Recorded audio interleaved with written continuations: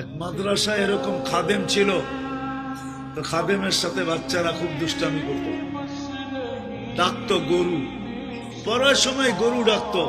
তো ও ছিল একটু সাদা সিধা, সহজ সরল, একটু হাবলা টাইপের, তো বেশি মাথায় নিত না। আবার দেখবেন হাবলা মানুষ চেতলে কিন্তু খবর আছে। একদিন বৃষ্টি হইতেছিল প্রচন্ড, এর দায়িত্ব ছিল ছেলেদেরকে খানা পরিবেশন করা। তো খানার সময় গেছে, খানা নিয়ে আসে না, তো ছেলেরা চিৎকার দিতেছে গরু কই গেল। একটু পরে দেখতেছে খানা নিয়ে আসতেছে, তো সবাই চিৎকার দিয়ে বলতেছে ওই গরু এত দেরি করলি কেন। বাস সরল সহজ তো লেগে গেছে মাথায়। মোতামিম সাহেবের কাছে যা বলতেছে চাকরি করব না। কেন?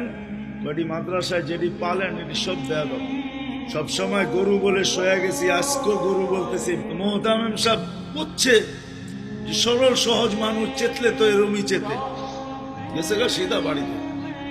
রাত্র ৩টার সময় আসতেছে, আইসা মোহতামিম সাহেবের দরজায় খটখটাইতেছে, জিজ্ঞাসা করছে কে? হুজুর আসছি। কি জন্য? চাকরি করবো। তুমি দিনের বেলা চলে গেলে চাকরি করবো না? এতদিন চাকরি করতেছিলাম শুই না, এখন চাকরি করবো দেখা। বলছে এটা আবার কি দেখা চাকরি করবে মানে? আমি স্বপ্নে দেখতেছিলাম কিয়ামত হয়ে গেছে, আমি পুলসেরাতের পাশে যে দাঁড়ায় আছি, পুলসেরাত চুলের মতো চিকন, তলোয়ারের মতো ধার। ভয় পাইতেছিলাম এটার উপরে পা রাখবো তো রাখবো কি করে। একটু পরে চিৎকার শুনলাম, তো দেখলাম মাদ্রাসার ছেলেগুলা সবগুলা হইহুল্লার করতে করতে আসতেছে। ওরা পুলসেরাতের পা দিতে দেরি, এটা সুপার হাইওয়ে হয়ে যেতে দেরি হয় নাই। সবগুলা উঠা পার হইতেছে, একটা পিছন থেকে আমাকে দেখা ফেলছে আর চিৎকার দিয়া বলছে ওই তোরা যাস কই?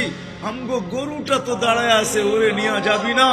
বলে সবগুলা পিছে ফিরে আসছে আর আমাকে উঠায়া কেউ হাতে কেউ পায়ে ধরা সব কাঁধে করে নিয়ে পার করা দিছে। ঘুমের থেকে জায়গা গেছি, এই জন্য চোখে দেখা আমি এখন চাকরি করতে।